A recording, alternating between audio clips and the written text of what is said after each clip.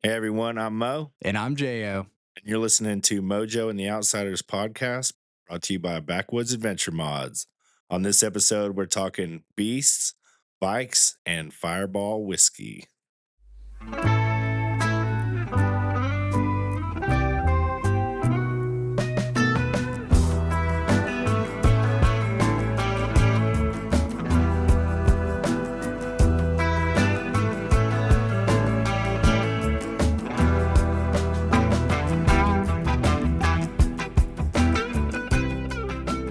So this past weekend, Jo and I had the chance to participate in a 24-hour mountain bike race. Super cool. We're going to tell you a little bit about that, how it went. Yeah, guys, it was honestly, a ton of fun. It was something that I definitely have never done before. It was a 24-hour race that basically benefited the local trail system. I think all the proceeds go back to that local trail system, don't they? Yeah, I think you're correct on that. I know that seems like how it was advertised and stuff. And man, they had a huge turnout.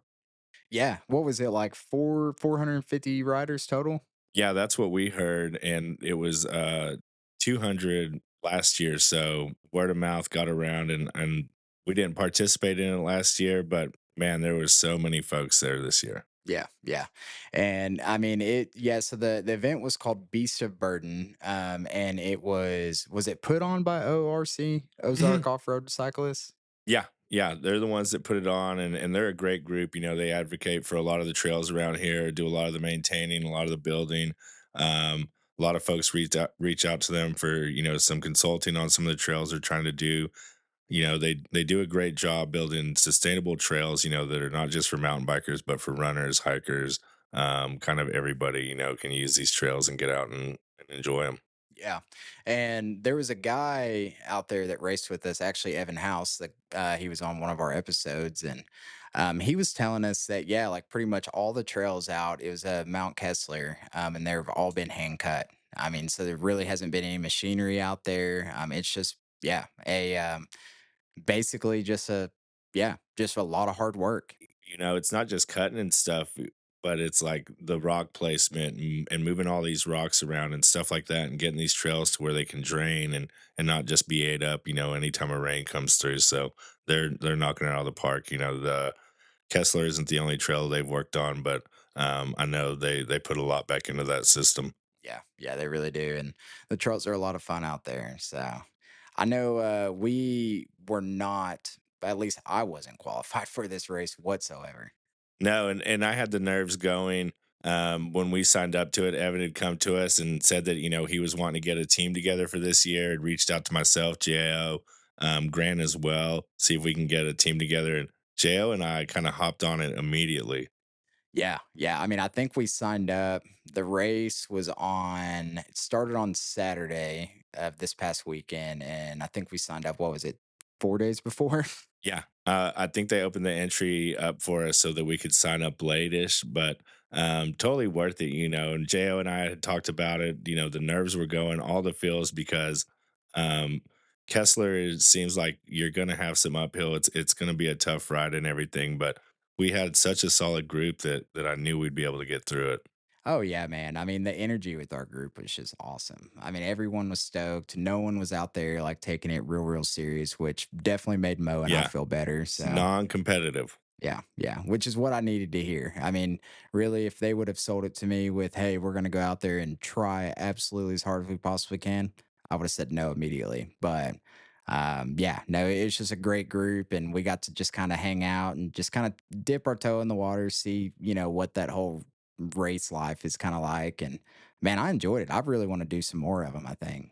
No, it was super cool the way they handled it, the way they put it on, having runners and riders and such big numbers. It was cool to see how they divvied us up, and the runners would stay on a different loop than the mountain bikers were on. And every 6 hours they'd change us. So we had one 4.5 mile loop, a little over on the lower section, a little easier ride, and then you had the upper section also just a little over 4.5 miles. A little more uphill at the start of that one, but it was a cool way for them to keep everybody separated and the race safe as possible. Yeah. And the lower section, so it was a little bit more flat. Definitely had a lot of climbing though at the last half of it. Hmm. But it was kind of more of the one like if you're going to be riding at night, which we did, that would be the one you'd want to be on. Um, Unfortunately for us though, the upper is what we had to start on with Yeah. night. And yeah, it's a ton of climbing. I would say probably like 3/4 of the way is climbing, and then the last quarter is just downhill. Not anything just too crazy, but definitely chunky. Has some drops, stuff that you wouldn't necessarily want to probably ride in darkness. So Yeah, and if you've never rode at night, it's super cool. It's very different. You're very focused on just what the light touches and stuff like that, and everything to the sides of you and behind you is just so dark. So it's such a cool feel to get out there and ride and stuff like that. And me and you were talking. It seems like it makes hill climbing easier because you can't see as far. So the hills aren't as daunting if you can't see the top of them. oh yeah, well I'm sure I was probably going slightly faster because I'm not gonna lie, I was a little nervous out there by myself in the dark. Of course, we don't have just tons of bears or anything like that, but we do have them, and that was in the back of my mind the entire time was what's out here with me, and I'm sure that probably made me go slightly faster. Well, I know Morgan had heard, the armadillos rustling around in the leaves and stuff, running around, and I'm sure that would be, startling to say the least if you're just out there riding because you're kind of in your own little world. And if something was to make some noise beside you, yeah, you'd probably, raise the heart rate a little bit. Yeah, I mean, it was really the only time during the race where I was like praying someone would catch up to me, like Hmm. just so I had a little friend to ride out this race with me. But and that did happen a lot. I mean, Yeah, we were out there with some serious racers. yeah, the level of athletes out there range from a couple dudes like us that we have bikes and we know how they work and stuff. Then you had some folks out there that were straight getting it. I mean, just ripping. And it's very cool to see some of these athletes push themselves. 24 hours and stuff like that, and just stay committed. It wasn't just a biking event, so to see some of these solo runners just keep running laps was just crazy. Yeah, the runners were insane. I mean, I was looking at the final results, and I want to say there was one solo female. I forgot what the male numbers were, but this one really shocked me. I want to say there was a girl that did like 80 miles by herself running, Which is which, impressive. yeah, I would be dead. I would be, I mean, just completely dead. And they're running the same trails that we're riding on, so it's not smooth. It's not like they're running down pavement or running a track. They are trail running, going up hills, down hills. A lot of chunky rocks out there in some of those sections. So I hope all ankles survived. Yeah. And I love the energy of those runners too. I know we were sitting there kind of at I mean, I guess technically the finish line. And it's basically the staging area where you have this like ankle bracelet basically that's just tracks you at checkpoints to make sure you're not cheating and Mhm. tracks your laps. And so we're at the staging area, and there's this group of women there, and dude, they are hyped. I mean, like I'm talking, this Good girl's coming energy. in. Oh yeah, like the longest strides. She's running like she's just started, but we all know that she's probably already 2 laps in. And man, it was just awesome to see. I mean, they're all just stoked, jumping up and down, cheering each other on. We were kind of doing the same. It was just an awesome community event. Oh, it's super cool, and I don't know if we mentioned this or not, but the race was relay style, so there was 6 of us on our team, so you could divvy it up however you wanted. If you wanted to ride 2 laps before you gave up the time chip, go ride 2 laps. If you just wanted to ride 1 lap and give it up, do that, and that was fine too. And that's what made it super cool. Yeah. Yeah, it was definitely funny too because I know me like going in, I was already like, yeah, I'm gonna be a one lap at a time kind of guy, Hmm. and I already knew that. But I was going, it was starting to get pretty dark, and I was behind this guy. He was from Missouri. His name was Luke. And I was behind him, and he was kind of going a little bit slower than me, but he was, I don't know, probably get like in his 50s. And so I just wasn't really sure. And I'm behind him, and he's like, "Hey man, you can go around me if you want." And I'm like, "Hey, no, I'm good because you're gonna catch back up with me. We'll just ride this out together." And it's funny. I asked him. I said, "Man, so how many laps are you in?" And I'm thinking he's like still pretty fresh into it. And he goes, I think I'm like maybe 9. And how, what about you? Man, I think I'm at 1. So yeah, I mean, just definitely a separation as far as like the type of fitness these people have. I mean, I just don't even know how it's possible to ride your bike that long. No, some of those folks, like I said, they'd come through just ripping, eager to get into that next lap. And every time I hit that start finish checkpoint, man, I was thankful to give that time and chip up and watch somebody else go out on their way to have some fun. Yeah. Did you, I mean, during the races, did you ever kind of find yourself like really struggling, like with pushing yourself to go further? Oh man, every lap, was somewhat of a push. From the first to the fifth lap. You're gonna get out there. It's gonna be hard in the moment, but you know that you've got a rider that's waiting on you back at the start finish, and they're ready to get ripping. So that was always helpful, kind of push you through, kind of get you through some of those tougher spots. But I mean, climbing hills on an analog bike. I hadn't ridden an analog bike in since I got my e-bike. So not having that assist going to a Reggie style was certainly a grind. But like I said, you knew that you could push through it. You knew it wasn't going to last forever. We kind of knew from our first people that we'd be around 30 minutes, so that you knew if you could live in that little cave for 30 minutes, you'd be fine. Get some rest when you got back. What was some of your challenges you overcame? Well, I definitely don't like climbing. I mean, that's like literally my least favorite thing to do on a bike. And unfortunately, it was about 3/4 of the race was climbing. So the entire time, I'm just like sitting there thinking, like, I mean, every 10 feet, I'm like, oh, I want to stop. 10 more feet. I think I may stop. But fortunately, Evan's wife gave me a really cool bit of advice. She said Evan's dad used to always say to her, "You can go as slow as you possibly want, but you're not allowed to stop." And that's what I just kept on telling myself. I was like, okay, if I'm going even a half mile per hour, I'm still not technically stopping. So that definitely helped me get through that.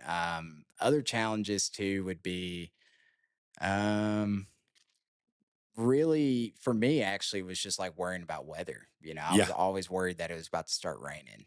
Oh yeah. Well, and when we started, we got a little bit of rain, kind of sprinkled on us and stuff like that. So I think everybody, kind of back of your mind. I know we kept checking our phones and stuff like that, seeing what the updated hourly forecast was telling us.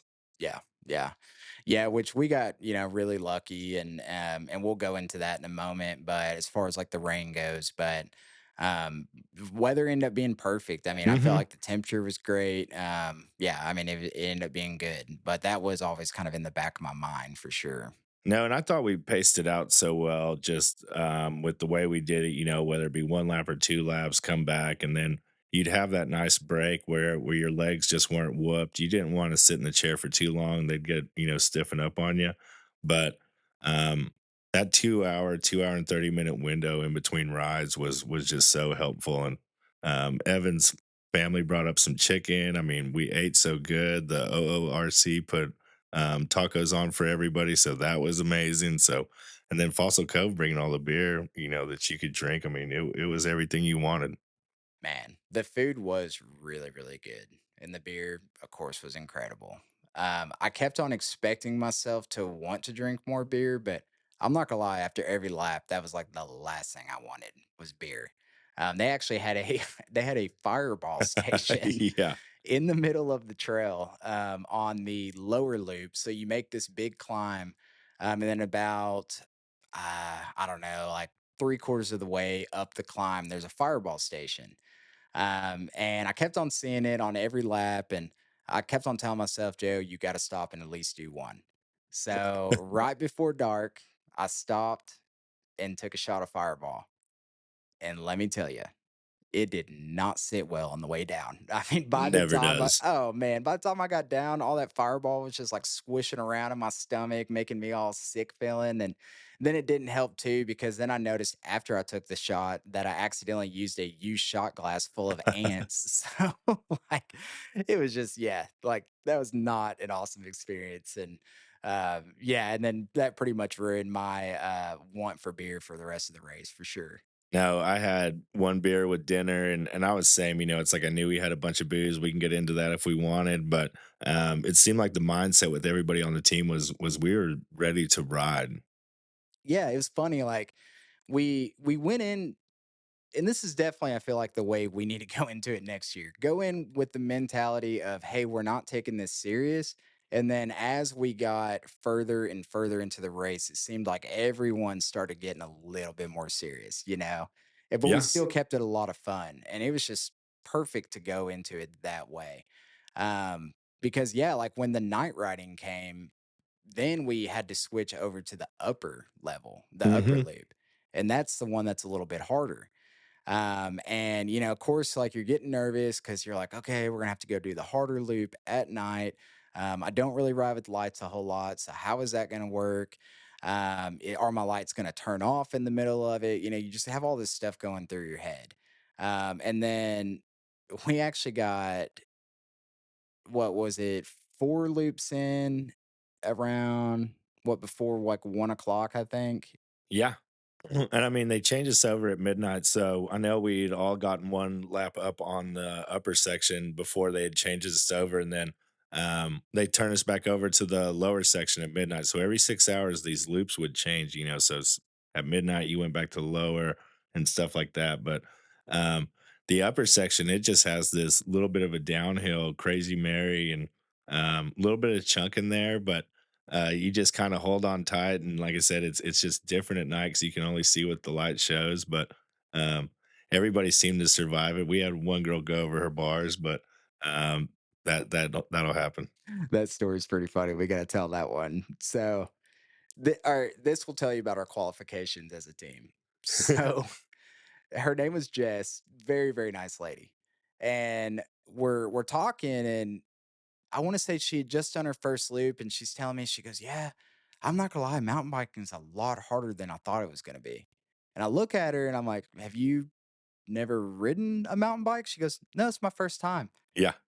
And I'm just shocked. So then, I'm like sitting there thinking, I'm like, well, that's awesome, like I hope she does well during the night, like that's gonna be cool. Just keep your phone on you, give us a shout if you're running in trouble. Well, she ends up texting us and says, "I went over my bars." So we're all kind of thinking the worst thing ever, Yeah. thinking that she's like really hurt. She finally comes back down off the trail and is talking to us, and she said, "Yeah, so they had these really pretty Christmas lights set up, and I thought, oh, how pretty are the lights? Let me look at them." Next thing she knows, she's ran into a tree and flips over her handlebars. So it was yeah, definitely a pretty funny story to hear about that one.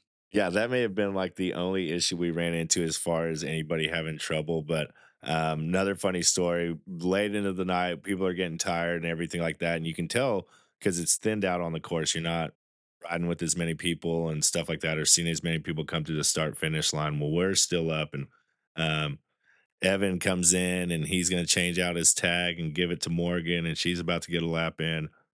Well, Morgan takes off and everything, and I looked down at Evan's foot, and I was like, "Dude, you didn't give her the timing chip."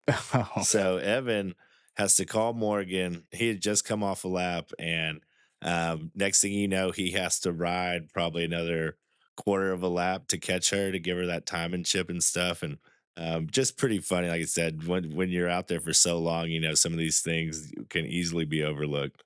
oh yeah, man, absolutely, and it's just funny too because I think I may have actually been asleep during that time, or Yeah, quote unquote asleep. I was just laying in my tent. I could not fall asleep, that but was the move. yeah. But so that happens, and then I hear Mo wrestle, kind of rustling around outside, and it's about, I don't know, maybe 2 o'clock in the Yeah, morning at right this around point. 2. Yeah, and I guess, what, had you just gotten off the trail? Yeah, I just finished my lap, and I was riding back because it was gonna be I was gonna do the same, lay down for a sec, who knows how long, whether I actually get real sleep or not, but, I finished up around 2 in the morning on my last lap, and I roll in and same, I can hear Jo stirring. I'm rummaging through cookies, donuts, chocolate milk, man, I mean, I am into it. I know my next move's bedtime, so, Jo wakes up, and I tell him, I was like, "Dude, I think the team that we're ahead of, I think they went to sleep, so like a lap's a lap. and Jo agrees. He's like, dude, if I've got to walk a mile, it's still gonna count. I said, exactly. We're gonna make it. Well, and the funny part about it too, I just thought about this. So when I'd heard you kind of rustling around, probably about 30 minutes before that, I remember seeing a text that I got from Evan, basically saying, "Hey, Jo, Mo's on the trail. If you're ready to ride, you need to get ready in about 40 minutes. You're coming up." And man, it's 2 o'clock in the morning. I'm exhausted. We're all tired. I remember even sending a text to Evan saying, "Man, can I skip this round?" And then he ends up sending me a text back. And I guess he got that same answer from everyone. And he ended up sending me a text back and said, "Man, I think we're honestly all going to just take a nap. Just take a nap. We'll start back up here in a little bit." Well, then, yeah, the story that Mo was telling, I hear him wrestling around. I'm already in my head, like, "You're crazy. I'm not going back out there." Yeah. And then Mo tells me, like he was saying, that, "Hey, man, this is our shot." So, of course, he talks me into it. Man, I get on that bike, and probably within about a quarter of a mile, I'm already like, "Man, I may turn around. This is this sucks." And we're literally the only people out there that were not serious riders. The Yeah. guys that were all riding at that point were the guys that were out there to win, and we were just trying to compete, you Easy, know? easy to spot. Spandex, heel to toe, Yeah. not casual. Yeah. Really compete is the wrong word too. We were out there to survive, really was the biggest thing. But man, after I got done with that lap, I was so grateful that Mo talked me into it, man. I just had so much sense of accomplishment because, Hmm. I mean, you like just tell yourself, "I am not doing this," and then you do it. And man, it just felt awesome. So yeah, thank you for Well, talking me dude, into it that. was good. I knew it would be good. I didn't think, like, man, he's gonna hate me for this or anything like that. But everybody, it's always good to get that push and kind of dig deep within yourself. It's cool with that. It's a team sport in the aspect of we had, other people riding, but when you're out on the course, it's you and the bike and the trail, and to get that good push and stuff like that, it reminded me a lot of like backpacking, like real instant gratitude as soon as you finish the lap. Yeah. Yeah. No, I mean it was dude, it was just awesome, an awesome experience. Really just that short 24 hours taught me a lot about myself. I mean, it really did. And Well, me talking you into going started a chain reaction because you got back and you had oh yeah. messaged, "Hey, I'm back. The timer's on your deck or on your steps if you guys want to go." Well, Evan ends up seeing that text. Morgan ends up seeing that text, and next thing you know, Evan's riding, Morgan's riding. I get up around 4 in the morning to put my tent up because I mean, it's windy. We know it's going to rain at some point, so able to get our tents up at around 4 in the morning, still dry. As I finish that up, I'm kind of standing there and I don't see the timing chip, so I'm just thinking, well, maybe it's just Jo and I are up, and who knows where that thing's at. Well, here comes Jess rolling in. She had just finished the lap. She goes, Mo, you want to go? I'd probably been up, 20, 30 minutes, man. Next thing I know, I just strapped this thing to my ankle, turn my headlights on, and let's go, man. Another lap didn't feel bad. It's a weird feeling riding that early in the morning with this little sleep, but your body just goes through the motions kind of thing. Yeah. Well, and it was funny too because I want to say you were the last lap at that point. We had switched to the lower, and you were Mhm. the last lap on that. Mhm. And Daniel, which is Jess's husband, this guy is, I He's a mean, go-getter. oh, go getter, super fit. I mean, just he's a machine. And but I didn't realize at the point that he hadn't ridden since like 11 o'clock that night.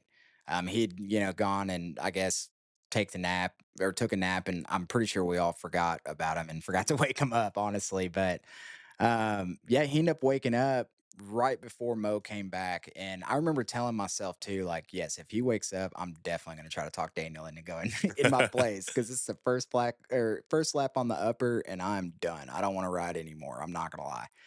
Anyways, Daniel wakes up at just the perfect time. Mo pulls up. Daniel wakes up. He goes, "Hey, Jo." He said, "Man, do you mind if I go ahead and get a round in?" I said, "Dude, have at it." As soon as he starts taking off, I start doing rain dances, praying that rain and lightning are going to come because I do not want to get back on this bike.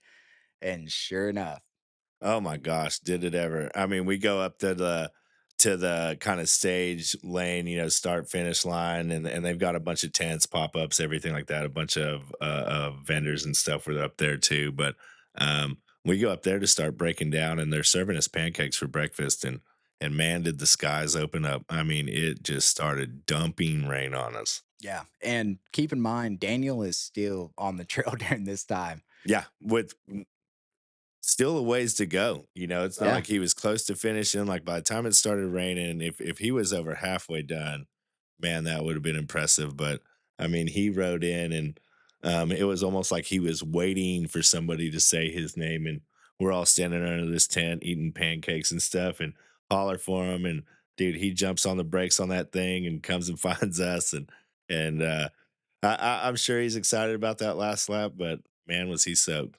Yes, he was. He earned that one. That Yeah. is 100% the truth. He earned it.